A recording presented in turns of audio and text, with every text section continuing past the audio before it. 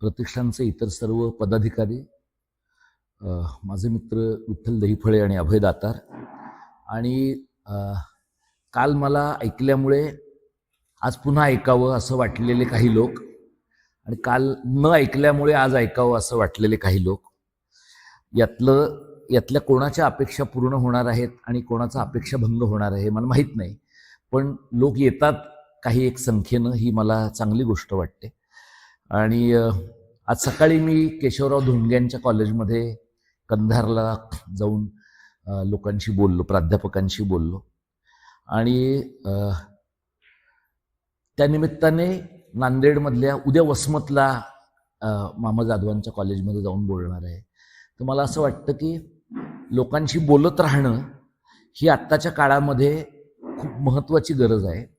लोक असं म्हणतात अनेक वेळेला आमच्या पेशामध्ये विशेषतः की तुमचं काही म्हणणं असेल तर आपण एखादं वेबिनार घेऊया, ऑनलाईन बोला तुम्ही. तर हे जे ऑनलाईन बोलणं आहे त्या ऑनलाईन बोलण्यामध्ये बरेचदा लोक ऑडिओ व्हिडिओ म्यूट करून जे काही त्यांना ऐकायचं असेल त्यावेळेला तेवढं ऐकतात. अशा प्रकारचं प्रत्यक्ष बोलणं भेटणं जे आहे त्याच्यामध्ये एक 50 माणसं असणं आणि एखाद्या वेबिनारमध्ये 500 माणसांनी एनरोल करणं, या दोन्ही सारख्याच गोष्टी आहेत असं मला वाटतं. 50 जिवंत माणसांशी बोलणं आणि त्यांच्या बऱ्या वाईट प्रतिक्रियांचा आदमास घेणं हे मला राज्यशास्त्राचा विद्यार्थी म्हणून आणि भाषेच्या चळवळीतला कार्यकर्ता म्हणून दुहेरी अर्थाने फार महत्त्वाचं वाटतं. त्यामुळे तुम्ही मला अगदी काय म्हणूया, मी खरा वक्ता पीपल्स कॉलेजच्या साठीच, नांदेडच्या संस्थेसाठीचाच वक्ता मी होतो. श्यामलताईंचं आणि दहीफळे सरांचं बोलणं झालं आणि मी इथं वक्ता म्हणून आलो. ते म्हणजे एखादा माणूस गावात पाहुणा आल्यावर 3-4 ठिकाणची आमंत्रण त्याला एकदमच जेवायची मिळतात, तशा प्रकारचं वक्त्यांचं पण काही वेळेला होतं. त्याच्यात वक्त्यांचाही फायदा आहे, श्रोत्यांचा फायदा आहे असं गृहीत धरण्याची वक्त्यांची पद्धत आहे. त्यामुळे मी पण असं गृहीत धरतो की यात वक्त्यांचं हित आहे. आज मी जे बोलणार आहे ते कुठे आहे महाराष्ट्र, त्यात महाराष्ट्र हा जो शब्द आहे तो अवतरण चिन्हामध्ये आहे. आपल्या राज्याच्या नावामध्ये राष्ट्र हा शब्द आहे आणि आपल्या राज्याच्या नावामध्ये महा असाही एक शब्द आहे. त्यामुळे मराठी लोकांना आपण जे काही करतो ते महा करतो, महान करतो असं उपजत वाटत आलेलं आहे. आपण असं काहीच करत नाही की जे छोट्या दर्जाचं आहे, आपण काहीच करत नाही की जे कम अस्सल आहे, आपण असं काहीच करत नाही जे मिडिऑकर आहे, असं आपल्याला वाटतं. म्हणजे आपल्या रेल्वेचं नाव महाराष्ट्राच्या, जी एक कंपनी महाराष्ट्र सरकारनं स्थापन केली आहे तिचं नाव सुद्धा महारेल आहे.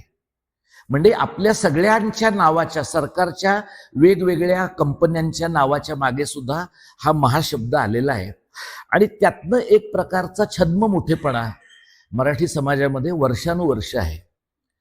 त्याच्या बरोबरीने एक गोष्ट जी आपल्या समाजामध्ये आहे ती म्हणजे आपला पूर्व गौरवावर असलेला प्रचंड भर. म्हणजे आपलं मानणं की शिवाजी महाराजांसारखं मोठा माणूस जगात झालेलाच नाही, किंवा आपला इतिहास मागे नेत नेत आता आपण रंगनाथ पठारे आणि हरी नरकेंच्या कृपेने 2500 वर्ष नेला आहे. आणखी थोड्या वर्षांनी तो आपण 5000 10,000 वर्षापर्यंत नेऊन कदाचित जगातला पहिला माणूस मराठीच होता असं सुद्धा सिद्ध होण्याची शक्यता आहे. तर आपल्याला असं मागे मागे जाऊन मोठं होण्याची जी हौस आहे समाज म्हणून, त्याचं एक कारण वर्तमानात आपला लोचा झालेला आहे हे आहे का, हे पण एक तपासून बघायला पाहिजे असं मला वाटतं. 2014 साली मला वाटतं ज्या वेळेला आत्ताचे पाशवी बहुमतातले लोक पहिल्यांदा सत्तेवर येण्याची प्रक्रिया सुरू झाली, तेव्हा त्यांनी कुठे नेऊन ठेवला आहे महाराष्ट्र माझा नावाचं एक कॅम्पेन केलं होतं. आणि महाराष्ट्र गाळात गेला आहे, महाराष्ट्रात भ्रष्टाचार झाला आहे, जे याच्याबद्दलचं एक मोठं कॅम्पेन त्यावेळेला केलं. आणि त्यावेळेला महाराष्ट्राला पहिल्यांदा ऍड कॅम्पेनच्या आधारे निवडणुकांमधलं जनमानस हलवता येतं, जनमानस फिरवता येतं याचा एक अंदाज आला. महाराष्ट्रात पण आला, दिल्लीमध्ये पण आला. त्यामुळे आत्ता मी जेव्हा कुठे आहे महाराष्ट्र असं म्हणतो त्यावेळेला मी 3-4 अंगाने महाराष्ट्राचा विचार करतोय. मगाशी श्यामलताईंशी बोलणं झालं त्यावेळेला भाषेच्या प्रश्नावर आम्ही 1-2 मिनिटं बोललो. त्यामुळे मी सुरुवात भाषेच्या प्रश्नावरच करणार आहे की आपली भाषा अभिजात झाली आणि 2014च्या निवडणुकीच्या तोंडावर आपल्या भाषेला अभिजाततेचा दर्जा मिळाला. जरी भाजप सरकारनं तो दर्जा दिला असला तरी त्याची सुरुवात काँग्रेसच्या पृथ्वीराज चव्हाणांच्या काळामध्ये झालेली आहे. म्हणजे एखाद्या भाषेच्या खोट्या अभिमानाच्या परंपरेमध्ये काँग्रेस आणि भाजपमध्ये काही फरक नाहीये, ते दोघंही सारखेच आहेत. याचं कारण आपली भाषा जुनी आहे, ती जुनी आहे हे सिद्ध केलं तर आपल्याला खूप पैसे मिळतील. तर तुम्ही रंगनाथ पठारेंच्या समितीचा जर अहवाल पाहिलात आणि हरी नरकेंनी ते हयात होते तोपर्यंत केलेली भाषणं जर पाहिली तर दरवर्षी आपल्या राज्याला 300 ते 400 कोटी रुपये केंद्राकडनं मिळतील अशा प्रकारचं वातावरण निर्माण करण्यात आलं होतं. यात पठारेंचं किंवा नरकेंचा काही वैयक्तिक फायदा होता असं नाही, पण अशा प्रकारचं वातावरण एखाद्या समाजामध्ये निर्माण केलं की त्या समाजाचा गंडलेला आत्मविश्वास जो आहे तो पुन्हा मिळण्याची शक्यता असते, असं एक आपल्या अभिजानांमध्ये मांडण्याचा कल आहे.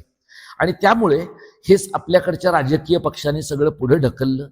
आपल्याकडे तुम्ही पाहिलं तर सदानंद मोऱ्यांपासून मधु मंगेश कर्णिकांपर्यंत सगळ्यांनी महाराष्ट्रातल्या हजारो लोकांना एक पोस्ट कार्ड राष्ट्रपतींना पाठवा, एक पोस्ट कार्ड पंतप्रधानांना पाठवा, अशा प्रकारची लाखो पोस्ट कार्ड आपल्या लोकांनी पाठवली. हे फक्त पोस्टाचा धंदा वाढवण्याचं काम होतं. अशा प्रकारची पोस्ट कार्ड वाचून जर आपले राष्ट्रपती शहाणे झाले असते तर ते आता वागतायत तसे वागलेच नसते. पण ठीक आहे, कुठल्याही समाजाला एंगेज ठेवायला, म्हणजे जसं एखादी मालिका बघता बघता लोक भाज्या निवडतात तसं एखादा समाज कामं इतर करता करता पत्र पण लिहितो, कामं करता करता मराठीतून स्वाक्षरी पण करतो. अशा प्रकारच्या तोटक मराठीपणामध्ये आपली 14 वर्षे गेली. आणि मग 2025च्या विधानसभेच्या निवडणुकीच्या अगोदर ज्या वेळेला भाजपच्या अगदी गळ्याशी आलं त्यावेळेला त्यांनी आपल्या भाषेला अभिजाततेचा दर्जा मिळाला.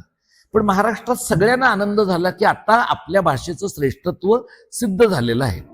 इतका अत्यानंद झाला होता आपल्या देशामध्ये, आपल्या राज्यामध्ये लोकांना, की त्यावेळेला कुणाला तुम्ही काहीही सांगितलं तरी सुद्धा पटण्यासारखं नव्हतं. आता त्याला 1 वर्ष होऊन गेलं बघा.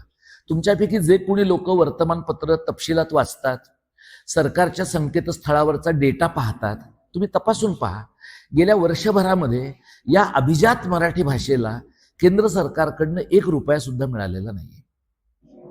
आणि महाराष्ट्र सरकारनं अभिजाततेचा दर्जा मिळाल्यानंतर असं म्हटलं होतं त्या अहवालामध्ये, किंवा त्याच्यात अपेक्षा होती की भारतातल्या 50 विद्यापीठांमध्ये मराठीचं अध्यासन स्थापन केलं जाणार आहे. एकच अध्यासन JNU मध्ये विलासराव देशमुखांच्या काळामध्ये ज्याची सुरुवात झाली होती ते आता देवेंद्र फडणवीसांच्या काळामध्ये त्याच्यासाठी लागणारे 20 कोटी रुपये, 2 कोटी ते 20 कोटी असा प्रवास 22 वर्षामध्ये पूर्ण झाला. म्हणजे एक अध्यासन स्थापन करायला आपल्या राज्यातल्या सर्व पक्षीय सरकारांना 20 वर्ष लागतात. म्हणजे 50 अध्यासनं स्थापन करायला 1000 वर्ष लागतील. तर तेवढी 1000 वर्ष इथे उपस्थित असलेले कोणीही लोक, चुकून अश्वत्थामाच इथे आला असेल तर वगळलं तर कोणीही माणूस असा 1000 वर्षानंतर इथं असण्याची शक्यता नाहीये. मग आपला हा अभिमान जो आहे तो फुकाचा आहे हे आपल्याला का कळत नाही? तर कळत नाही असं नाही. आपल्या समोर आपल्या डोळ्यात बोटं घालणारे जे महत्वाचे प्रश्न आहेत त्या प्रश्नांपासून नजर वाचवायची असेल तर अशा प्रकारच्या प्रश्नांकडे बघत राहणं, अशा प्रकारच्या पिसाऱ्याकडे, अशा प्रकारच्या फुलोऱ्याकडे बघत राहणं ही एखाद्या समाजाची मानसिक गरज असते. आणि त्यामुळे तुम्हाला असं जाणवेल की अभिजात मराठीबद्दल काँग्रेसपासून भाजपपर्यंत आणि सेनेपासून AIMI पर्यंत सगळ्यांना आनंद झालेला आहे. कारण प्रत्यक्षात कुणालाही त्याच्यासाठी काही करायचं नाही. आणि अभिजात मराठी आहे असं म्हटलं की मग आपण गाथा सप्तशतीपर्यंत जातो, मग आपण महानुभावांपर्यंत जातो, मग आपल्या गल्लीमधली एखादी महानगरपालिकेची किंवा झेडपीची शाळा बंद पडत असेल तर त्याच्याबद्दल आपली काही वैयक्तिक जबाबदारी आहे याच्यातनं आपण स्वतःला मुक्त करतो. आपल्या एखाद्या वस्तीतलं वाचनालय बंद पडत असेल तर आपल्याला ते चालू ठेवण्याची जबाबदारी आपल्यावर राहत नाही. आणि सगळ्यात महत्वाचं, आपली मुलं मराठी माध्यमाच्या शाळेत घातल्याशिवाय आहे ते वाचणारी पण माणसं पुढे निर्माण होणार नाहीत, या एका बेसिक प्रश्नापासून आपली मुक्तता होते. आणि म्हणून मी ज्या वेळेला या व्याख्यानाचा विषय कुठे आहे महाराष्ट्र असा दिला त्यावेळेला आपण महाराष्ट्र म्हणून आपला इगो कुरवाळतो समाज म्हणून. आपण महाराष्ट्र म्हणून हा 13 कोटी 14 कोटी लोकांचा महाराष्ट्र आहे. अत्र्यांच्या भाषेमध्ये सांगायचं तर बाकीच्यांना भूगोल आहे, आम्हाला इतिहास आहे. पण बाकीच्यांचा भूगोल आहे तो त्यांनी तसाच्या तसा जपायचा प्रयत्न केलाय. आपला जो भूगोल आहे त्या भूगोलातला पालघरचा भाग गुजरातला जाईल का अशी परिस्थिती आहे. जत मधली गावं कर्नाटकात जातो असं म्हणतायत. म्हणजे आपला भूगोलही धड नाहीये आणि आपला इतिहासाचं आकलनही धड नाहीये. अशा प्रकारच्या दुतर्फी पेचामध्ये आपण आहोत का, या एका प्रश्नाचा आपण गांभीर्यानं विचार केला पाहिजे. असे काही मुद्दे मी तुमच्या समोर मांडण्याचा विचार करतो आहे. मला माहित नाही श्यामलताईंचं आणि दातारांचं कसं नियोजन आहे, पण मी काल कॉलेजमध्ये केलं होतं तसं माझं बोलणं झाल्यावर काही प्रश्नोत्तरं जर प्रश्न लोकांच्या मनात असतील तर विचारावेत असं मला वाटतं. कारण अशा प्रकारचं आपल्याकडचं एकतर व्याख्यानांचं जग संकुचित होत आहे, आकसत चाललेलं आहे. व्याख्यानांची जागा आता सांस्कृतिक कार्यक्रमांची जागा नृत्याच्या कार्यक्रमाने आणि नृत्याची जागा अक्षरशः ज्याला तुम्ही गायपट्ट्यातलं मनोरंजन म्हणतात त्या दर्जाच्या मनोरंजनानं घेतली आहे. त्यामुळे एक 100च्या आसपास माणसं इथं नरहर कुरुंदकरांच्या संस्थेच्या पुण्याईमुळं एका ठिकाणी गोळा होतात. ही गोष्ट मला फार महत्वाची यासाठी वाटते की 100 माणसांनी ऐकणं, त्याच्यातनं काहीतरी एखादं वैचारिक मंथन होणं, ही गोष्ट मला महत्वाची दिसते. संयुक्त महाराष्ट्राची आपण ज्या वेळेला स्थापना झाली असं म्हणतो, हे राज्य मिळवलं असं म्हणतो, तर इतर अनेक राज्यांच्या तुलनेमध्ये महाराष्ट्र हे भांडून मिळवलेलं राज्य आहे. म्हणजे कर्नाटकाला नाही भांडावं लागलेलं, आंध्रला भांडावं लागलंय. म्हणजे पोट्टी श्रीरामलूंना उपोषण करावं लागलं, त्यात त्यांचा मृत्यू झाला. आता एवढं आपल्याला माहिती असतं बघा, पण आपल्याला तांत्रिकदृष्ट्या काय माहीत नसतं की पोट्टी श्रीरामलूंच्या मनामध्ये जी आंध्र प्रदेशाची कल्पना होती त्यामध्ये तेव्हाचं मद्रास शहर हे तेव्हाच्या आंध्र प्रदेशची राजधानी म्हणून त्यांच्या डोक्यात होतं. तुम्ही जर काय त्यांचं नाव पट्टाभी सीतारामय्यांचं भारत सरकारने प्रसिद्ध केलेलं चरित्र पाहिलं तर पट्टाभी सीतारामय्या आणि पोट्टी श्रीरामलू या दोघांमध्ये असलेल्या मतभेदाचं एक महत्वाचं कारण, पट्टाभी सीतारामय्यांना आंध्र व्हावं असं वाटत होतं पण मद्रास आपलं नाही याची त्यांना स्पष्टता होती. पोट्टी श्रीरामलूंना तसं वाटत नव्हतं, त्यामुळे ते संघर्ष करत राहिले. त्यांच्या उपोषणाच्या दरम्यान नेहरू असं म्हणालेले आहेत संसदेमध्ये की उपोषण, बहिष्कार ही सगळी पारतंत्र्यातली शस्त्र आहेत. ही शस्त्र आपल्या सरकारविरुद्ध वापरायची नाही. आणि त्यामुळे एका अर्थाने नेहरूंनी हे उपोषण आपण फार गंभीरपणे घेत नाही अशा प्रकारची भूमिका मांडली. आता इथे तुम्हाला सत्तेमधला माणूस आणि चळवळीतला माणूस याच्यातली विसंगती स्पष्ट दिसते. म्हणजे नेहरूंसारखा एवढा ताकदीचा माणूस जर 47च्या आधी एका विशिष्ट भूमिकेत असेल आणि 47च्या नंतर एका वेगळ्या भूमिकेत असेल, तर बाकीचे जे आपले मर्त्य मानव गेल्या 60 वर्षात सत्तेत आलेले आहेत ते सत्ता मिळाल्यानंतर तुरा सोडून वेगळ्या पद्धतीनं वागतात. याचं खरं तर तुम्हाला आश्चर्य वाटता कामा नये. नेहरूंनी त्यावेळेला या आंदोलनाकडे गांभीर्यानं पाहिलं नाही. त्यांचा मृत्यू झाला पोट्टी श्रीरामलूंचा आणि मग तेलुगू लोक रस्त्यावर आल्यानंतर आंध्र प्रदेशची निर्मिती झाली. तुम्ही जर राज्य पुनर्रचनेचा अहवाल पाहिलात तर राज्य पुनर्रचनेच्या अहवालामध्ये जसा वेगळा विदर्भ सुचवला होता तसं तेलंगणचं पण वेगळं राज्य सुचवलं होतं. पण त्यावेळेला एका भाषेचं मोठं राज्य असलं तरी चालेल, पण एका भाषेचे लोक एका मांडवाखाली राहावेत अशा प्रकारची भारतभरातली भूमिका होती. त्याचा फायदा महाराष्ट्राला पण मिळाला, त्याचा फायदा आंध्रला पण मिळाला. आंध्रमध्ये जेंटलमन्स ॲग्रीमेंट नावाचं ॲग्रीमेंट झालं आणि लोक एकत्र आले.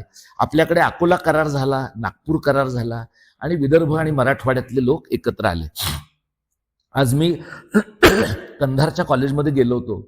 10 वर्षांपूर्वी मी महाराष्ट्र कर्नाटक सीमा प्रश्नाच्या अभ्यासासाठी बिदर भालकीला जेव्हा फिरत होतो त्यावेळेला मी केशवराव धोंडगे यांना भेटलो.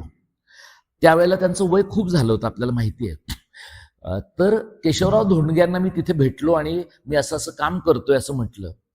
त्यावेळेपर्यंत धोंडगे महाराष्ट्रातल्या लोकांच्या नाकर्तेपणावर एवढे चिडलेले होते की पश्चिम महाराष्ट्रातले लोक नालायक आहेत, पश्चिम महाराष्ट्रातल्या लोकांनी आम्हाला फसवलं, आम्ही मराठवाड्याचे लोक महाराष्ट्रात येऊन आमची चूक झाली, आम्हाला महाराष्ट्रात राहायचं नाही, हे सगळं त्यांनी मला ऐकवलं. मी त्यांना म्हटलं की सर तुमचं सगळं बरोबर आहे पण ह्यातल्या कशालाच मी जबाबदार नाहीये. आता असं आहे की त्या ज्या वयामध्ये आहेत त्या वयामध्ये राग काढण्याचं एक कोणतरी साधन पश्चिम महाराष्ट्रातनं आलेला कोणतरी प्राध्यापक त्यांना पुरेसा होता.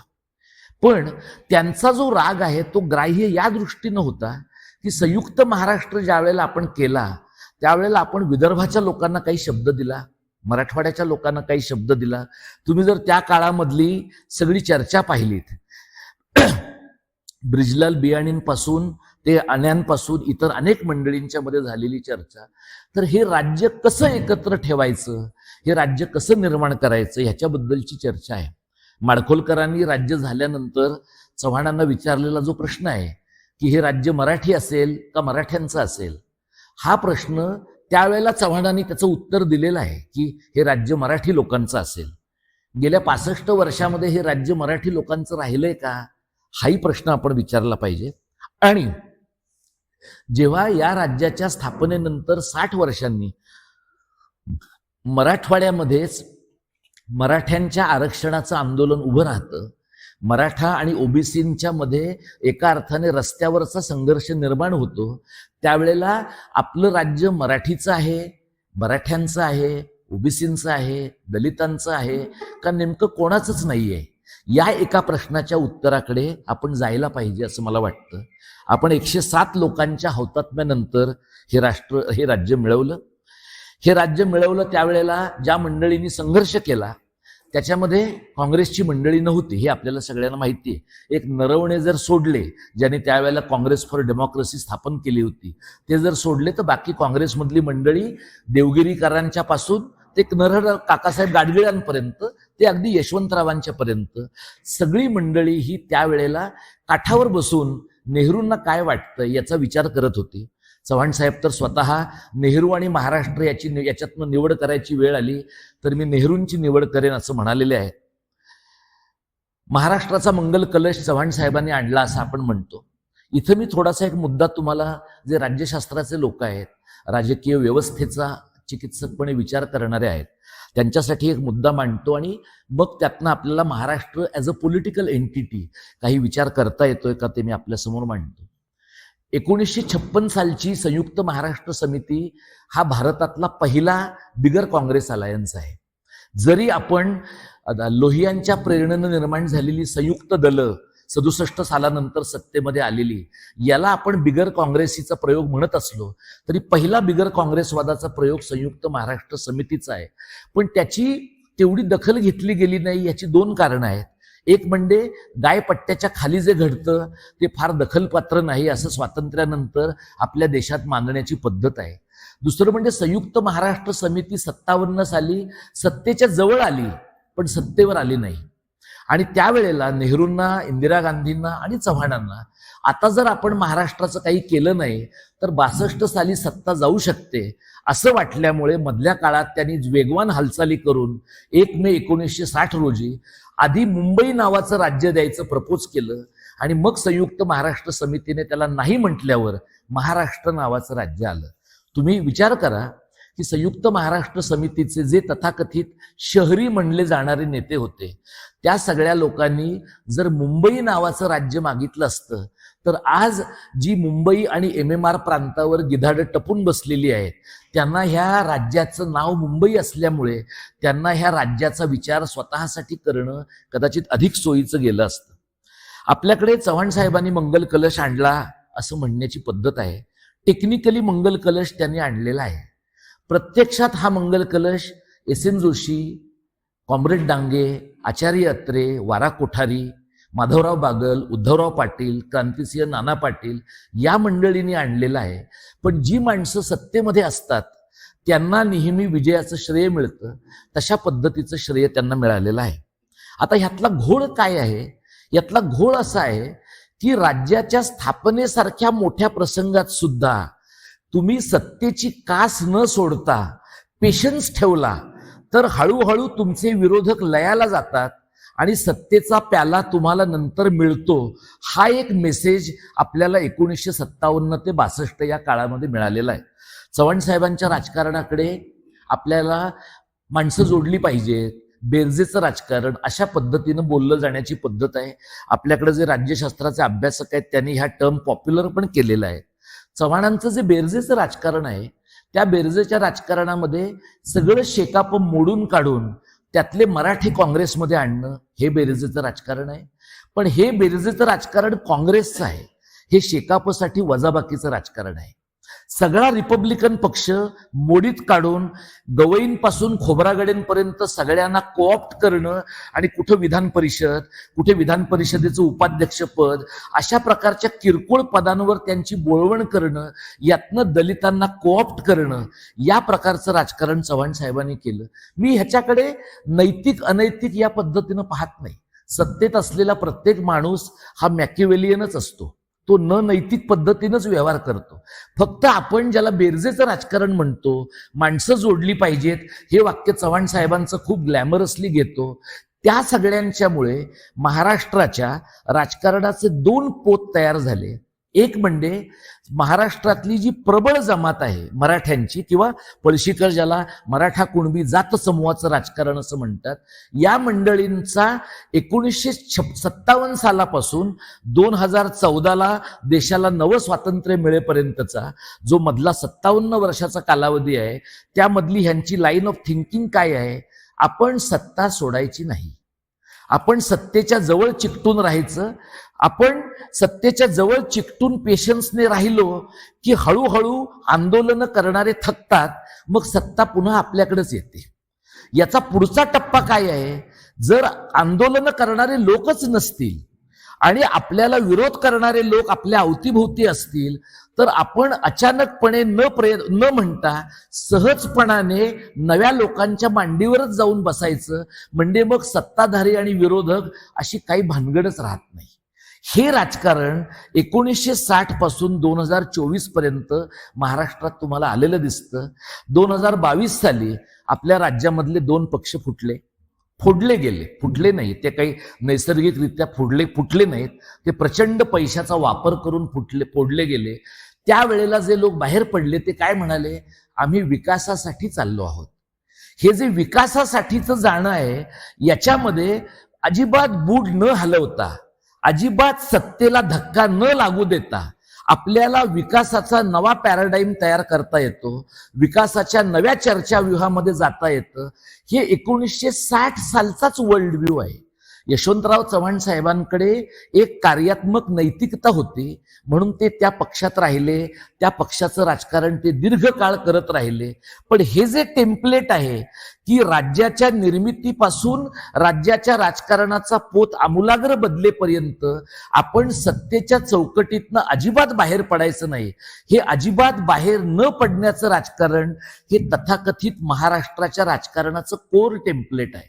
म्हणजे जे मराठ्यांनी केलंय ते नंतर ओबीसीनी केलंय, जे ओबीसीनी केलंय ते बौद्धांनी केलंय, एका टप्प्यानंतर जे बौद्धांनी केलंय ते बौद्धेतर दलितांनी केलंय, एससीनी केलंय. आणि मग एससीनी जे केलं आहे त्यातनं एसटी आणि एनटीना असं वाटतं की हेच नेहमीचे लाभार्थी आहेत. तर आता जर आपल्याला सत्तेचा शेअर मिळत असेल तर आपण थोडं जय श्रीराम म्हणून मग जय महाराष्ट्र म्हणलं तर काय प्रॉब्लेम आहे? त्यामुळे गेल्या 65 वर्षामध्ये जय श्रीराम आणि जय महाराष्ट्र हे दोन परस्पर विरोधी विचारव्यूह एकाच मांडवाखाली पिकतायत, वाढतायत, विकसित होत आहेत. याचं कारण आपल्या राज्यामध्ये ज्याला निर्विचारीकरण म्हणतो आपण, डिआयडियोलॉजायझेशन एखाद्या राज्याचं म्हणतो, हे डिआयडियोलॉजायझेशन या राज्याचं झालेलं आहे. आणि विजयच मला वाटतं नीरज हातेकरांना आपल्यापैकी काही लोक ओळखत असाल. नीरज हातेकर हे मुंबई विद्यापीठामधले अर्थशास्त्राचे प्राध्यापक होते. त्यांनी अजित पवारांच्या मृत्यूनंतर काही छोट्या पोस्ट लिहिल्यात. त्यामध्ये ते असं म्हणतात की व्यावसायिक हितसंबंधांवर आधारलेले पक्ष जास्त काळ टिकत नाहीत. याचं कारण व्यावसायिक हितसंबंध कधीपर्यंत टिकतात? ते टिकवणारा माणूस हयात आहे तोपर्यंत. मग तो हयात आहे तोपर्यंत मोठी होर्डिंग लागतात. माणूस एकदा नसला की त्याच्या होर्डिंगचा आकार कमी कमी कमी होत येतो. तुम्हाला शरद पवारांचं होर्डिंग आणि अजित पवारांचं होर्डिंग याच्यातला गेल्या 3 वर्षातला फरक जर तुमच्या लक्षात आला तर लाभार्थ्यांचं स्थलांतर कसं होतं हे तुमच्या नीटपणाने लक्षात येईल. त्यामुळे आपण जे राजकारण संयुक्त महाराष्ट्रामध्ये करतो आहोत ते विचारांचं राजकारण करत नसून लाभार्थ्यांच्या स्थलांतराचं राजकारण करत आहोत का, लाभार्थ्यांच्या विस्थापनाचं राजकारण करत आहोत का, याचाही एकदा आपण नीट विचार करून पाहायला पाहिजे. महाराष्ट्राची राजकीय संस्कृती म्हणून आपल्याकडे खूप असं आदरानं बोलण्याची पद्धत आहे. मला वाटतं विलासराव आणि गोपीनाथ मुंडे त्यांच्या एका कार्यक्रमात असं म्हणालेले आहेत की मी मुंडेंना एका निवडणुकीत मदत करतो, ते मला मदत करतात. आता हे का मदत करतात? कारण विलासरावांना त्या जवळच्या मतदारसंघामध्ये काँग्रेसवाला दुसरा वाढू द्यायचा नव्हता. तसं गोपीनाथ मुंडेंना त्या परिसरामध्ये दुसरा भाजपवाला वाढू द्यायचा नव्हता. त्यामुळे एक वेळ काँग्रेसवाल्याला मदत केली तर चालेल, एक वेळ भाजपवाल्याला मदत केली तर चालेल, पण आपल्या पक्षातला दुसरा माणूस वाढू द्यायचा नाही. याला आपल्याकडे मैत्री म्हणण्याची पद्धत आहे. आणि या प्रकारच्या मैत्रीचे मेरुमणी महाराष्ट्रामध्ये कोण आहेत? तर पवारसाहेब आणि बाळासाहेब ठाकरे हे या प्रकारच्या मैत्रीचे मेरुमणी आहेत. लोकांचं म्हणण्याची पद्धत काय आहे? बाळासाहेब पवारांना म्हणायचे की हा ममदे आहे, हे मैद्याचं पोतं आहे. पवार बाळासाहेबांना हे पेशवे आहेत. अशा प्रकारची एक सौम्य शिवीगाळ निवडणुकीच्या काळामध्ये करायचे. पण मग सुप्रिया सुळे निवडणुकीला उभे राहिले की बाळासाहेब म्हणायचे ती माझी मुलगी नाहीये का? मग त्यांची निवडणूक बिनविरोध व्हायची. मग बाळासाहेबांना आणखी काही करायचं असेल, राष्ट्रपती पदाच्या निवडणुकीसाठी प्रणव मुखर्जींना पाठिंबा द्यायचा असेल, तर बाळासाहेब आणि शरद पवार एकत्र यायचे. हे जे राजकारण आहे ना, या राजकारणाच्या परसेप्शन मध्ये तुम्ही जाऊ नका. या राजकारणाच्या खोलात जाऊया आपण. म्हणजे मुलायमसिंग यादव आणि मायावती यांच्यामध्ये इतकं टोकाचं विरोधाचं राजकारण होतं की आपल्याकडे लोक म्हणायचे की झिंजा उपटायचं राजकारण आहे, एकमेकांना विधिमंडळात हे लोक मारहाण करतात. तसं डीएमके आणि AIADMK मध्ये सुद्धा अत्यंत टोकाचं राजकारण आहे, टोकाचा विरोध आहे. आपल्याकडे महाराष्ट्रात लोक काय म्हणायचे, आम्ही एकदा विधिमंडळातली चर्चा संपली की आम्ही एकत्र जेवतो, आम्ही एकत्र फिरतो, पण आम्ही एकत्र व्यवसाय करतो, आम्ही एकत्र बिल्डर पण आहोत, आमच्या रिअल इस्टेटच्या इन्व्हेस्टमेंट पण एकमेकांशी जोडलेल्या आहेत, आमच्या कंपन्यांमधल्या गुंतवणुका पण एकमेकांच्या बरोबरच्या आहेत. एवढी एकच गोष्ट ते तुमच्या माझ्यासारख्या सामान्य माणसाला सांगायचं विसरतात. आणि त्यामुळे आपण ज्याला मैत्री म्हणतो ते हितसंबंधांचं झिरपणारं, पाझरलेलं, पेनिट्रेटिंग राजकारण आहे. आणि त्याची सुरुवात ग्रामपंचायतीपासून होते आणि संसदेपर्यंत जाते. त्यामुळे महाराष्ट्राची जी राजकीय संस्कृती आहे, जिला आपण प्रेमाची संस्कृती, एखाद्या राजकीय चौकटीच्या बाहेरची संस्कृती म्हणतो, ती जर खरंच बरी संस्कृती असती तर मुंबईमध्ये 1982 साली जेव्हा गिरण्यांचा संप झाला आणि 3 वर्षामध्ये 2.5 लाख गिरणी कामगार आणि त्यांचे जवळपास 10 ते 12 लाख कुटुंबीय त्या शहरामधनं बाहेर फेकले गेले. आणि आज मराठी माणूस मुंबई शहर, मुंबई उपनगर, ठाणे, पालघर आणि रायगड या जिल्ह्यांमधनं बाहेर फेकला जाऊन पूर्णतः MMRचं राज्य ताकदी संख्येच्या दृष्टीनं उत्तर भारतीयांच्या आणि पैशाच्या दृष्टीनं गुजर मारवाड्यांच्या ताब्यामध्ये जाण्याची जी परिस्थिती निर्माण झाली आहे, त्यावेळेला महाराष्ट्राचे प्रमुख नेते बाळासाहेब ठाकरे आणि शरद पवारच होते. मग यांच्या मैत्रीने एकमेकांना वाचवलं, तर मुंबई शहर का नाही वाचवलं? महाराष्ट्र का नाही वाचवला? म्हणजे कदाचित मुंबई शहर वाचवण्याचा अजेंडा, महाराष्ट्र वाचवण्याचा अजेंडा आणि यांच्या मैत्रीचा अजेंडा याच्यामध्ये काहीतरी मूलभूत भेद आहे. तर तो मूलभूत भेद काय आहे? तर हा मूलभूत भेद तुम्ही पश्चिम महाराष्ट्राचं पहा, मी मुंबई आणि कोकणाचं पाहतो. तुम्ही मराठवाड्यातनं अंग काढून घेतलं की तुमच्या समाजवादी पक्षाच्या काँग्रेस एसच्या राजकारणाची जागा आमच्या हिंदुत्वाच्या राजकारणानं आम्ही भरून काढतो. पण एका वेळेला समग्र महाराष्ट्राचं विचार करणारं राजकारण मीही देत नाहीये, तुम्हीही देणार नाही आहात. हा विचार संयुक्त महाराष्ट्राच्या स्थापनेनंतरच्या 2 मोठ्या माणसांनी जर केलेला नसेल, तर ही अपेक्षा तुम्ही एकनाथ शिंदे, देवेंद्र फडणवीस, अजित पवार यांच्यासारख्या पिगमी मंडळींकडनं नाहीच करू शकत. म्हणजे जी राजकारणातली माणसं महाराष्ट्राला एक मोठा चेहरा देतात असं आपण मानलं, गृहीत धरलं, त्यांच्या समक्ष मुंबई शहर उद्ध्वस्त झालं, त्यांच्या समक्ष राज्याची राजधानी उद्ध्वस्त झाली आणि परप्रांतीयांच्या हातामध्ये गेली. आज जर तुम्ही पाहिलं तर जे मुंबईत घडतंय ते पुण्यात घडतंय, ते नागपुरात घडतंय, ते नाशकात घडतंय. आणि हळूहळू महाराष्ट्राचं विभाजन किंवा त्रिभाजन होण्याचा धोका जवळपास आपल्याला अगदी इमिनंट वाटावा अशा प्रकारचा आहे. तर अशा परिस्थितीमध्ये आपल्या राजकीय संस्कृतीचं काय होतं? तर या राजकीय संस्कृतीचा विचार करताना तुम्ही एक पहा की काय प्रकारची राजकीय संस्कृती आहे आपल्याकडं. आपल्याकडं खून होत नाहीत का? होतात. आपल्याकडे मारहाण होत नाही का? होते. इथे बीडमध्येच आका आणि महाआका निर्माण झाले ते आपण पाहिले. म्हणजे नांदेडमध्ये आका नाही आहेत का? आहेत की. आदर्श आहेत आका आपल्याकडे. अनेक प्रकारचे आका प्रत्येक जिल्ह्यामध्ये आहेत. प्रत्येक जिल्ह्याचे आका आहेत. म्हणजे प्रत्येक जिल्ह्यात, मुंबईत तर अनेक आका आहेत. मुंबईचा आवाका मोठा आहे, खायला घबाड मोठं मिळणार आहे.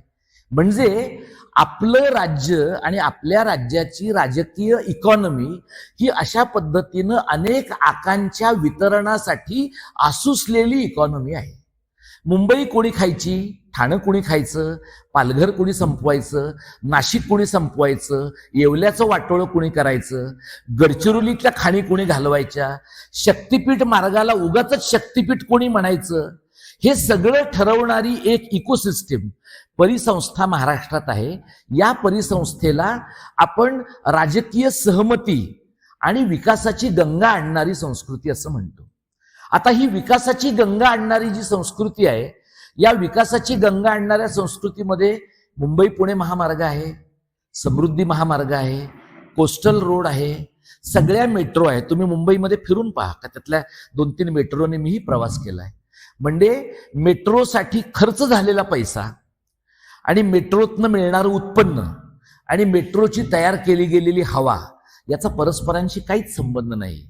पण एवढ्या प्रचंड खर्चानंतर उभ्या राहिलेल्या मेट्रो नंतर सुद्धा गर्दीमध्ये माणसं एवढी चिंबलेली आहेत की 2 गाड्या मुंबऱ्यामध्ये एकमेकांना घासून जातात आणि माणसं एकमेकांवर आदळून 10 माणसांचा गाडीच्या खाली पडून मृत्यू होतो. ज्या राज्यामध्ये तुम्ही काही मोजक्या लोकांच्या वातानुकूलित प्रवासाबद्दल एवढे हायपर सेन्सिटिव्ह आहात, त्या राज्यामध्ये सर्वसामान्य माणसाचं काय होत आहे याच्यासाठी आपण हे पाहिलं पाहिजे की सर्वसामान्य माणसांना दिसणारा महाराष्ट्र एक प्रकारचा आहे, राजकीय वर्गातल्या लोकांना दिसणारा महाराष्ट्र एक प्रकारचा आहे. 2002 साली मी कालनिर्णय सांस्कृतिक नावाच्या दिवाळी अंकासाठी महाराष्ट्रातल्या सगळ्या मुख्यमंत्र्यांच्या मुलाखती घेतल्या. महाराष्ट्रातली राजकीय संस्कृती ह्या विषयावर. ते काही सांगून मी माझी प्रसिद्धी करण्यासाठी तुम्हाला सांगत नाही. तेव्हा विलासराव देशमुख राज्याचे मुख्यमंत्री होते आणि त्या कालनिर्णयाचे जे संपादक होते त्यांना असं सगळीकडे जाऊन मी किती मोठा आहे, मी किती मोठा आहे असं एक म्हणण्याचा त्यांचा छंद होता. तर त्यावेळेला मुख्यमंत्र्यांच्या वर्षा बंगल्यापुढे फॉर्च्युनर गाड्या 2-3 लागलेल्या होत्या. तर ते गृहस्थ मला असं म्हणले की महाराष्ट्र टाइम्स वाचावं तर मर्सिडीजमध्ये, असं त्यांचं मला सांगितलेलं वाक्य होतं. आता मी रिक्षानेच प्रवास करतो, त्यामुळे एकतर मी महाराष्ट्र टाइम्स वाचायचं तो बंद करण्याच्याच लायकीचा पेपर आहे आत्ताचा. पण तरी जेव्हा तो वाचण्याच्या लायकीचा पेपर होता तेव्हा मला तो रिक्षामध्येच वाचावा लागला असता किंवा मला नसताच वाचायला मिळाला, कारण मर्सिडीज मला बाप जन्मात घेणं शक्य नाहीये. तर असं सांगणारे गृहस्थ मला असं म्हणले, पवार साहेबांनी जेव्हा फॉर्च्युनर घेतली ना तेव्हापासून लँड क्रुझर आणि फॉर्च्युनर हे सगळ्या राजकीय वर्गाच्या दृष्टीने ट्रेंड झालेला आहे. हे मी 2002 साली ऐकलेलं वाक्य आहे. तेव्हा मला असं वाटलं की असेल बाबा हे काय. तेव्हा मी चव्हाण सेंटरच्या बाहेर पवारांची एक अत्यंत तगडी अशी गाडी पाहिलेली आहे. आता मी पाहतो तर एखादा असा टिनपाट म्हणून मनुष्य जो काल परवा सरपंच पदासाठी किंवा अशा प्रकारच्या निवडणुकीत हिंडत होता, त्याच्याकडे त्याच्या बायकोकडे फॉर्च्युनर आहे, मर्सिडीज आहे आणि 1-2 वर्षामध्ये त्यांच्या प्रभागाचा विकास हो न हो त्यांचा निश्चितपणाने विकास झालेला आहे. म्हणजे विकास असा पाझरतो आहे, एवढा पाझरतो म्हणजे गावाकडे जसं आपण विहिरीला जिव्हाळी लागते म्हणतो बघा, जिव्हाळा लागतोय आणि तुम्ही खोदलं की पाणी लागतंय. इतरत्र मराठवाड्यात पाणी लागत असेल नसेल, इथं लागतंय. कोकणात काही ठिकाणी मे मध्ये दुष्काळ पडतोय, पण लोकप्रतिनिधींच्या पैशाचा दुष्काळ पडत नाही. म्हणजे एक प्रकारची अशी एक वर्ण व्यवस्था आपली निर्माण झाली आहे की सर्वसामान्य जो माणूस आहे त्या सर्वसामान्य माणसाचे हात रिते झालेत.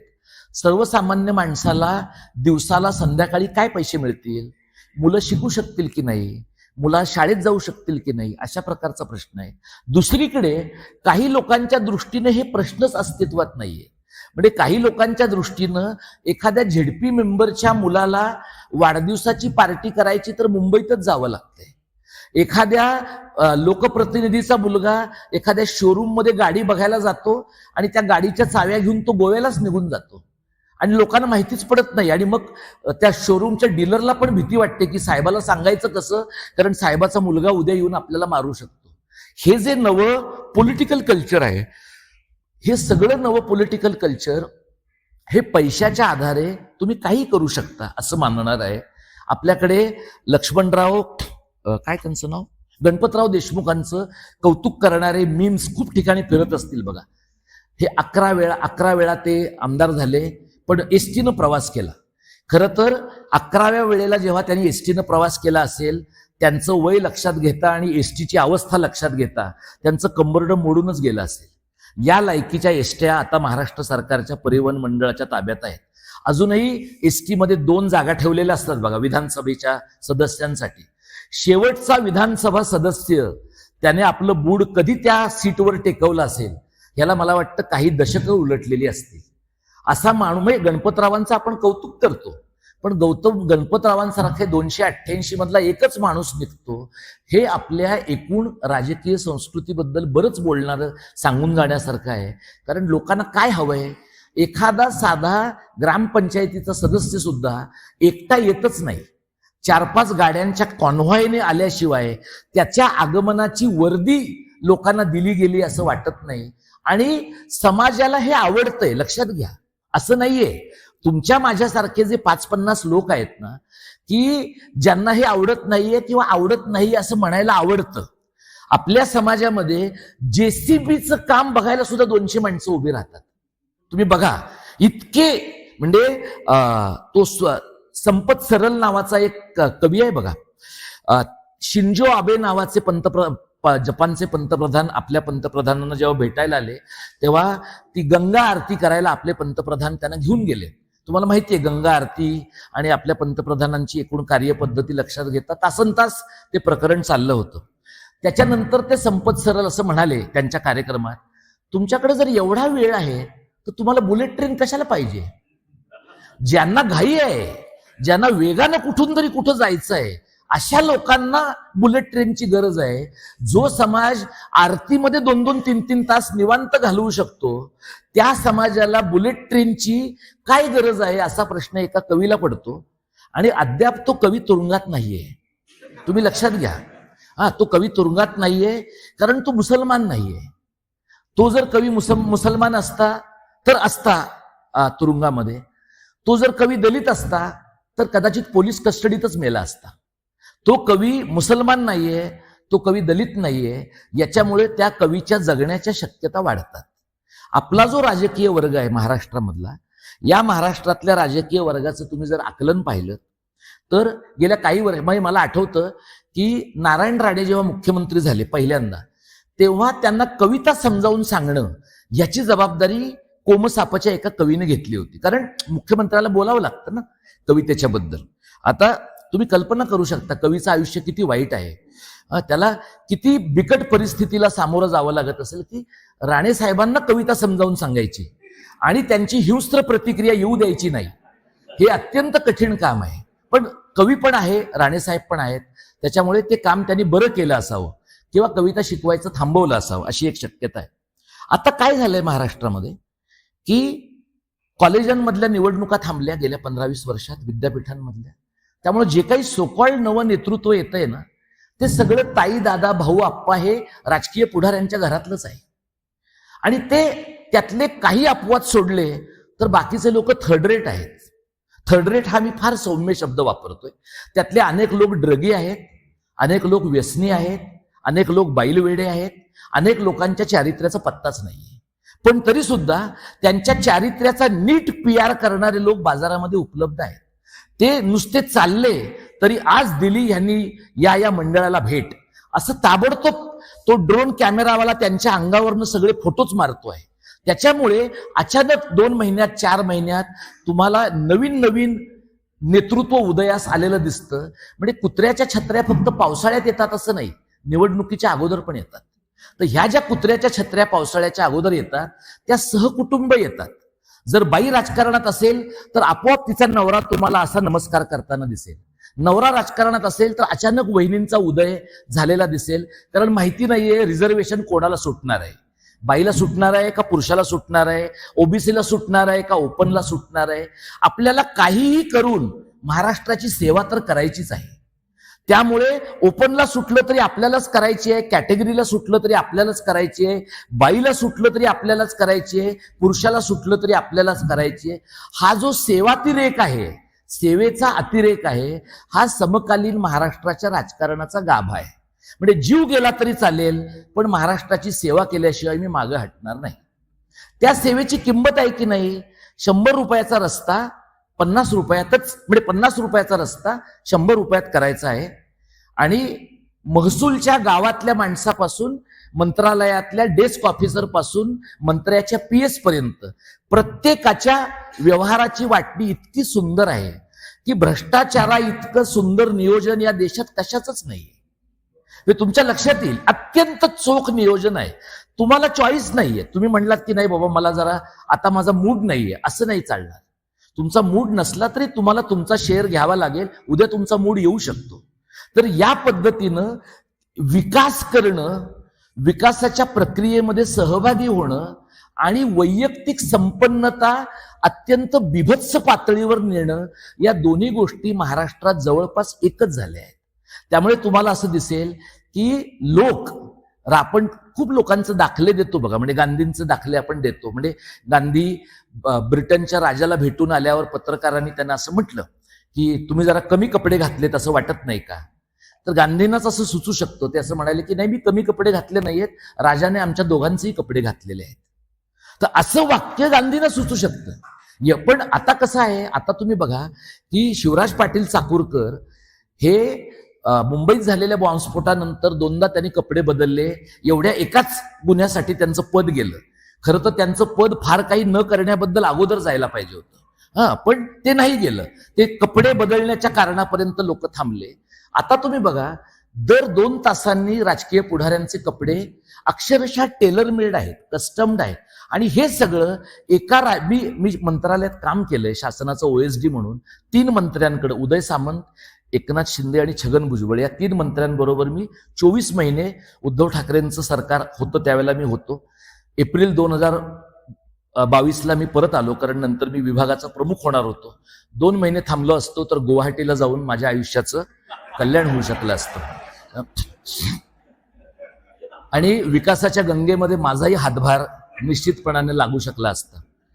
तर मी इथं असं पाहिलेलं आहे की प्रचंड संपन्नतेचं न्यू नॉर्मल जग लोकप्रतिनिधी आणि प्रशासकांचं तयार झालेलं आहे. 4-4 घरं आहेत, लोकांना काही वाटत नाही. बेनामी प्रॉपर्टी आहे, लोकांना काही वाटत नाही. लोकांना असं वाटतं की राजकीय पुढाऱ्यांचे, लोकप्रतिनिधींचे, मोठ्या माध्यम मीडिया मोगल्सचे अनैतिक संबंध आहेत. हा त्यांचा खाजगी प्रश्न आहे. तो खाजगी प्रश्न का राहत नाही? त्यातनं जेव्हा तुम्ही सार्वजनिक गैरव्यवहार करता त्यावेळेला तो खाजगी प्रश्न राहत नाही, तो सार्वजनिक नीतिमत्तेचा प्रश्न होतो. अशा प्रकारचा महाराष्ट्र आजच्या घडीला आपल्या सगळ्यांच्या समोर आहे. आता 2014 पासून जो महाराष्ट्र बदललाय, दुसऱ्यांदा फडणवीस येतो म्हणले आणि ते परत आले. आधी उपमुख्यमंत्री म्हणून आले, आता पूर्ण वेळचे मुख्यमंत्री म्हणून आले. मग 3 लोक एकत्र आले सत्तेमध्ये. एकत्र येऊन त्यांनी विकास करायचा ठरवला. अजित पवारांचं अपघाती निधन झालं. आता अशा परिस्थितीमध्ये काय होतं बघा, की एखाद्या माणसाच्या मृत्यूनंतर, अपघाती मृत्यूनंतर विशेषतः आपण चिकित्सा करायचं बंदच करून टाकतो. आणि आपल्याला असं वाटतं की नाही, आता कसं बोलणार. तर आपण त्यांच्याबद्दल थेट आता समजा नाही बोललो तरी सुद्धा महाराष्ट्राच्या समकालीन राजकीय नॅरेटिव्ह बद्दल आणि अजेंड्याबद्दल तुम्हाला बोलायलाच पाहिजे. महाराष्ट्राच्या समकालीन अजेंड्याचं जे न्यायव्यवस्थेत झालेलं त्याचं सगळं बरबट आहे, त्याच्याबद्दल तुम्हाला बोललं पाहिजे. तुम्ही साधं बघा की महाराष्ट्राच्या विधानसभेमध्ये, हे विधिमंडळाचं अत्यंत सँक्टिमोनियस अशा प्रकारचं पद आहे, विधिमंडळाचा अध्यक्ष असलेला माणूस. त्या माणसाला गेल्या 3 वर्षामध्ये पक्षफुटीबद्दल काही ठरवायला वेळच मिळालेला नाहीये. 2 आपल्याकडचे मुख्य न्यायाधीश गेले. कालच्या भाषणातही मी म्हटलं, 2 मुख्य न्यायाधीशांना सवड मिळाली नाही, तिसऱ्यालाही मिळणार नाही. म्हणजे जोपर्यंत या बाबतीमध्ये कुठल्याही प्रकारचा निर्णय घेण्याचं काही एक किमान, ज्याला एक मिनिमम नैतिकता असं आपण म्हणतो, म्हणजे आता महाराष्ट्रामध्ये तुम्हाला सत्तेमध्ये येण्यासाठी निवडणूक जिंकणं ही पूर्वअट नाहीये. सत्तेमध्ये जिंकण्यासाठी कोणीही जिंकलं तरी चालेल, त्याला बाजारात विकत घेण्याची क्षमता तुमच्याकडे आहे की नाही ही पूर्वअट आहे. महाराष्ट्र हे त्याचं टेम्पलेट आहे, महाराष्ट्र ही त्याची लॅबोरेटरी आहे. हे त्यांनी बिहारमध्ये पण केलंय, हे त्यांनी मध्य प्रदेशात केलं, देशात कुठेही केलं जाऊ शकतं. आणि ज्या प्रकारची भांडवलशाही आपल्याकडे आता आहे, म्हणजे आपल्याकडे समाजवादाच्या अतिरेकाच्या काळामध्ये आपण भांडवलशाहीकडे कायम अशा तुच्छतेनं पाहत आलो की सतत, मी अजून सुद्धा मला वाटतं कधी कधी JNUची मुलं गाणी म्हणताना अजूनही टाटा बिर्लांचा उल्लेख करतात. तर त्यांना सांगायला पाहिजे की टाटा बिर्लांचे दिवस संपलेत, आता 2 दुसऱ्या माणसांचे दिवस आलेले आहेत, अंबानी आणि अदानीचे. तर हे जे नवं कॅपिटल आहे, नवं जे भांडवल आहे, हे जे ग्लोकल कॅपिटल आहे, म्हणजे ग्लोबल पण आहे आणि लोकल पण आहे, या ग्लोकल कॅपिटलमध्ये आता फक्त उद्योग कुठं टाकायचा हे नाही ठरवलं जात. आता उद्योग टाकण्यासाठी तिथला कोण लोकप्रतिनिधी आपल्याला योग्य वाटेल ते पण ठरवलं जातं. आणि तो समजा Y पक्षामध्ये असेल तर त्याची किंमत टाकून त्याला X पक्षामध्ये आणण्यासाठी काय करायचं याचे फिक्सर सुद्धा उपलब्ध आहे. प्रफुल्ल पटेल हा त्यातल्या अनेक फिक्सरच्या पैकी एक फिक्सर आहे. म्हणजे तुम्ही पाहिलं असेल की 2 दिवस कालचं तुम्ही रील पहा, म्हणजे त्यांच्या पक्षाचा एक मोठा नेता गेला, प्रफुल्ल पटेलांनी देवेंद्र फडणवीसांना एका मोठ्या महंताच्या पूजेसाठी नेलेला आहे आणि त्या महंताच्या समोर ते नमस्कार करतायत फडणवीस. आणि माध्यमांना अप्रूव्ह कशाचा आहे, तो महंत जितक्या चोखपणे संस्कृतातले मंत्र म्हणतो आहे तितक्याच चोखपणाने फडणवीस पण म्हणताय. माध्यमांचं याकडे लक्ष नाहीये की हे सगळं घडवून आणणारा माणूस हा फिक्सर आहे. त्यामुळे आपण काय बघायचं काय बघायचं नाही हे सुद्धा ठरवण्याची एक पद्धत महाराष्ट्रामध्ये निर्माण झाल्याची दिसते. आणि महाराष्ट्रात तुम्ही माध्यमांची मालकी जर पाहिली, म्हणजे सगळ्या देशातच, पण महाराष्ट्रामध्ये अपवादाने सुद्धा माध्यमांची मालकी मराठी लोकांकडे नाहीये. माध्यमांची मालकी अमराठी लोकांच्याकडे आहे. खरं तर हे महाराष्ट्रातल्या राजकीय वर्गाचं गंभीर अपयश आहे. तमिळनाडूमध्ये तुम्ही पाहिलं तर DMKचे स्वतःचं चॅनल आहे, अनेक चॅनल्स आहेत, AIADMKचे स्वतःचे चॅनल्स आहेत. म्हणजे शिवसेना, काँग्रेस, राष्ट्रवादी, मनसे यांनी गेला बाजारात स्वतःचे FM रेडिओ तरी काढायला पाहिजे होते. TV चॅनल सोडा, किमान FM रेडिओ तरी काढायला पाहिजे होते. पण माध्यमांची ताकद काय आहे आणि माध्यम काय पद्धतीने एखाद्या राज्याचं नॅरेटिव्ह हलवू शकतात याचं भान, याची जाण आपल्याकडच्या राजकीय पक्षांना नसल्यामुळे तुम्ही बघा, आपल्याकडचे जे वेगवेगळे प्राईम टाईमचे कार्यक्रम होतात बघा, एक 0 आवर नावाचा एक हॉरर शो आपल्याकडे ABP माझावर व्हायचा. आता त्या शोचं नाव बदलून कॉफी विथ कौशिक झालेलं आहे, तेही तुम्ही पाहून घ्या. अशा पद्धतीच्या सगळ्या मुलाखती ज्या होतात ना, आपल्याला असं वाटतं की अरे केवढं चिकित्सकपणे सगळं विचारलं जातंय. तुम्ही त्या मुलाखतींचे क्लोजअप पहा, त्या मुलाखतींचे टीजर पहा, त्या मुलाखतींचं सिलेक्टिव्ह प्रॉपगँडा पहा. तुम्हाला असं लक्षात येईल की माध्यम काही विशिष्ट माणसांच्या इमेज बिल्डिंगसाठी तयार केलेली, वापरलेली सस्टेन्ड वाहनं आहेत. जसं मोदींनी दिल्लीमध्ये केलंय तसं फडणवीसांनी महाराष्ट्रामध्ये केलेलं आहे. आणि त्यामुळे आपण एका इलेक्टेड ऑटोक्रसीच्या काळात आहोत. आज महाराष्ट्रामध्ये काय परिस्थिती आहे, 232-235 जागा सत्तेतल्या पक्षांकडे आहेत. आणि 1 वर्ष झालं निवडणुका होऊन विरोधी पक्षाला विरोधी पक्ष नेतेपद द्यायचं की नाही याच्याबद्दलचा निर्णय सरकारने ठरवून घेतला नाही. हे कसंही माहित आहे, एखाद्या गावामध्ये बघा तुम्ही, एखादं भुरटं कुत्रं असतं ना रस्त्यावरचं, त्याला यू म्हणून लोक भाकरी त्याच्याकडे टाकत टाकत पुढे पळत जातात. विरोधी पक्षांची अवस्था ती आहे. या परिस्थितीमध्ये महाराष्ट्रातल्या विरोधी पक्षांमधल्या लोकांना काय वाटतंय, कशाला ह्या अवस्थेत बसायचं, आपण तिकडे गेलो तर त्या 232 माणसांवर जो महाराष्ट्राच्या विकासाचा भार पडलाय तो सगळे वाटून घेऊ आणि 288 लोक मिळून एकत्रच करू. हे जे आहे ना, म्हणजे आणखी काही महिन्यांनी कदाचित ही टर्म संपेपर्यंत काही मोजके डावे वगैरे लोक जर सोडले तर महाराष्ट्राचं राजकारण विरोधक शून्य राजकारण होण्याचा धोका आहे. पवार साहेबांच्या नंतर आता पवार साहेबांचे जे काही चेले आहेत ते फक्त पवार साहेबांच्या असण्याची वाट बघतायत. पवार साहेब ज्या क्षणी नसतील त्या क्षणी हे टुणकन उडी मारून विकासासाठी तिकडे पळतील. काँग्रेस तर आपल्याकडे एक नाहीच आहे, 5-6 काँग्रेस आहेत. त्या काँग्रेसमधले काही लोक मनानं तिकडे ऑलरेडी सरकलेले आहेत. अशा परिस्थितीत विरोध करण्याची घटनात्मक जबाबदारी महाराष्ट्रामध्ये कोणाला पार पाडायची नाही. आपल्या राज्यामध्ये एस.एम. जोशी, उद्धवराव पाटलांच्या पासून अगदी छगन भुजबळ सुद्धा एकेकाळी विरोधी पक्षाचे नेते होते. प्रमोद नवलकर होते, गोपीनाथ मुंडे होते, एकनाथ खडसे होते. दीर्घ अशा प्रकारची विधिमंडळातली विरोध करण्याची परंपरा आपल्याकडे होती. विरोध करण्याच्या परंपरेचा विनाश हे समकालीन महाराष्ट्राचं अत्यंत महत्वाचं म्हणण्यापेक्षा गंभीर विनाशकारी वैशिष्ट्य आहे असं मला वाटतं. शेवटच्या मुद्द्याकडे मी येतो आणि मग मी थांबतो. हे का घडतंय महाराष्ट्रामध्ये? अचानक घडतंय का? आणि हे घडू नये म्हणून आपल्याला काय करता येईल किंवा आपल्याला काही करायचं आहे का? तर मला असं दिसतं की तिसऱ्या भाषेच्या सक्तीच्या विरोधामध्ये जेव्हा आम्ही महाराष्ट्रभरामध्ये आंदोलनं केली आणि शासनाला 2 शासन निर्णय मागे घ्यायला लावले, त्यावेळेला एवढ्या छोट्या गटांकडनं आपल्याला माघार घेण्याची वेळ येईल असं सरकारनं अजिबात मनात आणलं नसावं. कारण बरेचदा काय होतं की जेव्हा तुम्हाला खूप मोठं यश मिळतं त्यावेळेला तुमचा आत्मविश्वास या टोकाला पोचतो की तुम्ही सगळ्यांना अनुल्लेखानं मारण्याची क्षमता तुमच्याकडे आहे असं तुम्हाला वाटतं. तर तसं झालं आणि त्यातनं आम्हाला एक जाणवलं की महाराष्ट्रामध्ये कमालीची अस्वस्थता आहे आणि उपलब्ध राजकीय पर्यायांमधनं या अस्वस्थतेचा माग लागत नाहीये किंवा त्या अस्वस्थतेचा अरिस्टॉटल म्हणतो तसा निचरा होत नाहीये, कॅथार्सिस होत नाहीये.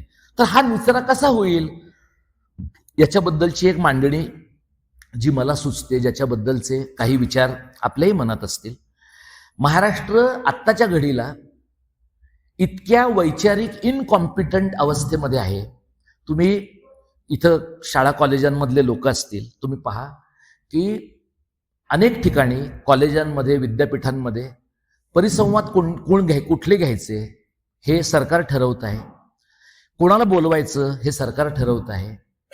कोण माणसं काय विचार मांडतील हे आम्हाला आधी पाठवून द्या असं लोक म्हणतायत. त्याच्यातनं मग जे बरे लोक आहेत ते ह्या नादालाच लागायला नको म्हणून त्यांनी हा नाद सोडून आपलं खाजगी काम जे आहे तेवढंच करावं असं म्हटलंय. एक मोठा वर्ग जो निर्माण झालाय तो तोंडपूजा लोकांचा वर्ग आहे. तोंडपूजे लोक प्रत्येक व्यवस्थेत असतात. त्याचं काही नाही की हिंदुत्ववाद्यांच्याच काँग्रेसवाल्यांचे पण असे तोंडपूजे होते. म्हणजे एकेकाळी इंद्रजित भालेरावांनी आर पाटलांवर कविता केलेली आहे.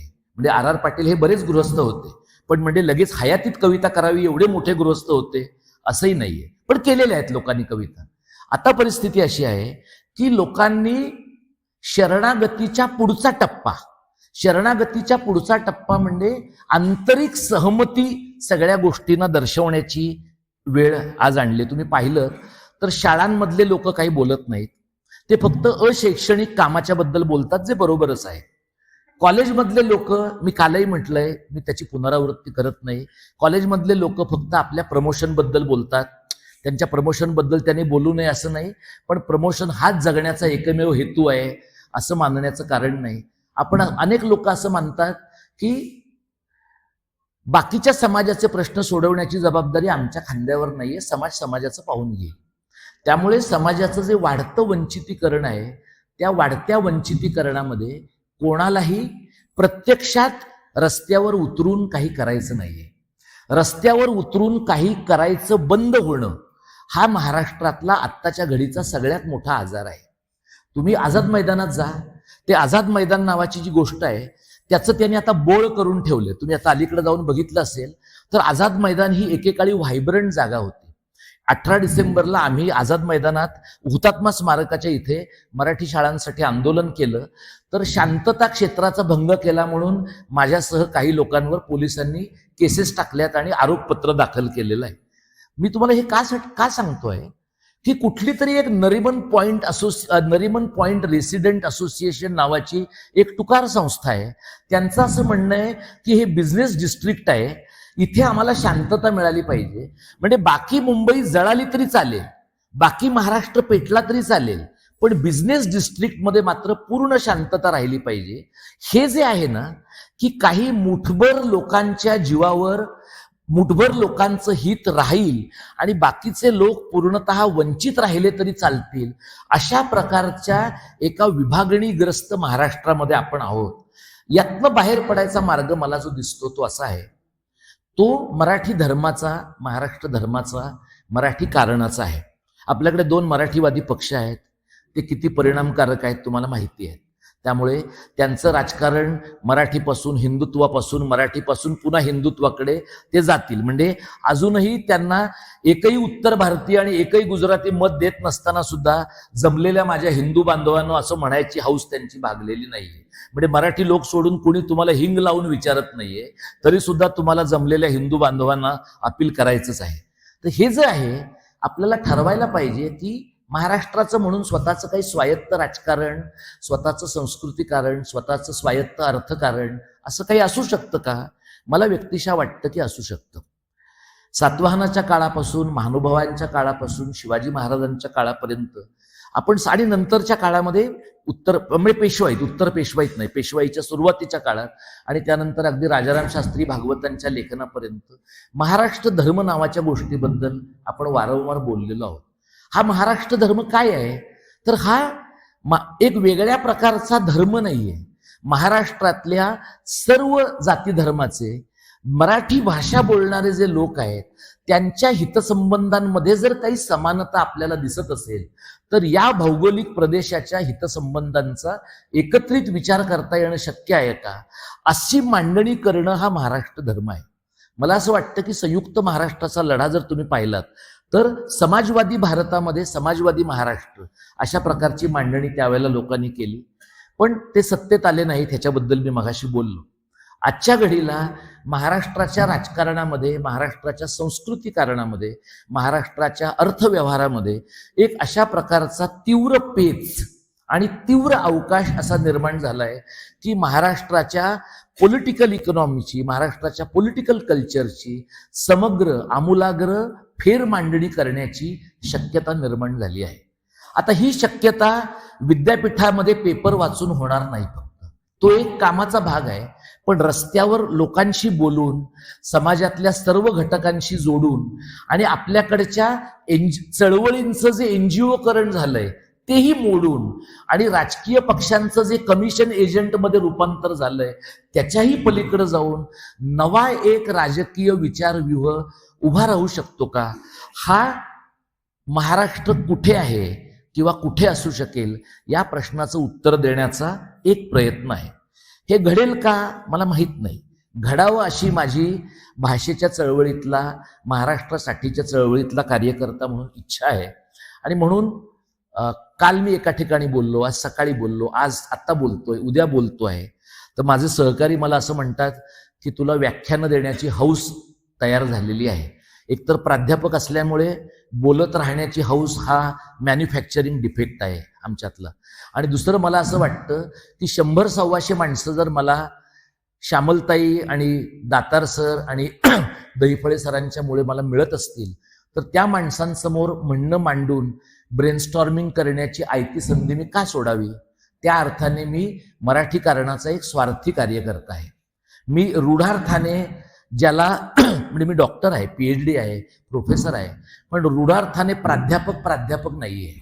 म्हणजे सेमिनार टू सेमिनार असं मी जगत नाही. सेमिनारच्या पलीकडे समाज नावाची गोष्ट अस्तित्वात आहे असं 6व्या वेतन आयोगानंतर प्राध्यापकांना वाटायचं बंद झालंय. ते ज्यांना वाटतं अशा मोजक्या 2% लोकांच्या पैकी मी आहे. आणि अशा माणसांची संख्या वाढली पाहिजे, कारण ज्यांच्याकडे सरप्लस व्हॅल्यू आहे, ज्यांच्याकडे सरप्लस पैसा आहे, त्यांच्याकडे समाजाचं काम करण्याची अधिक जबाबदारी आहे. जो माणूस रोजगार हमीवर काम करतो आहे, जो माणूस खडी फोडायचं काम करतो आहे, ज्याला संध्याकाळी माडगं करून खाण्याची वेळ येणार आहे, त्याच्याकडनं तुम्ही क्रांतीची अपेक्षा बाळगणं हा तुमच्या सामाजिक कृतज्ञतेचा पुरावा आहे. ज्यांच्याकडे पैसा आहे, ज्यांच्याकडे वेळ आहे, ज्यांच्याकडे ऊर्जा आहे, ज्यांच्याकडे आकलन आहे, त्यांनी आपलं आकलन महाराष्ट्रासाठी वापरलं पाहिजे. आणि शेवटचा मुद्दा सांगतो. आत्ताच्या घडीला महाराष्ट्रापुढचा सगळ्यात मोठा धोका हिंदुस्थानच्या नॅरेटिव्हचं आक्रमण हा आहे. किती लोकांना महाराष्ट्रात, कमी लोकांना हे अलीकडे पटते, कारण धर्माची नशा फार तीव्र असते. हे मार्क्सलाच कळलं होतं असं नाही, अनेक लोकांना कळलेलं आहे. ही तीव्र नशा आहे आणि आपल्याला असं वाटतंय मुसलमानांचा बंदोबस्त झाल्याखेरीज काही खरंच नाही. आधी मुसलमानांचा, मग ख्रिश्चनांचा, मग दलितांचा, असा सगळ्यांचा बंदोबस्त करून शेवटी आपण आपल्याच बंदोबस्ताकडे जाणार आहोत हे लोकांना कळत नाही. या अंतिम प्रवासाकडे जाण्याच्या ऐवजी महाराष्ट्राची रचनात्मक ताकद उभी करण्यासाठीच काही करता येईल का, असं मला एक कार्यकर्ता आणि राज्यशास्त्राचा विद्यार्थी म्हणून वाटतं. आपण सगळ्यांनी शांतपणाने ऐकून घेतलं, मी आपला मनःपूर्वक आभारी आहे. आपले प्रश्न असतील आणि आयोजकांची त्याला परवानगी असेल तर आपण आवर्जून विचारा, मी नक्की उत्तर देईन. धन्यवाद. जय मराठी, जय महाराष्ट्र.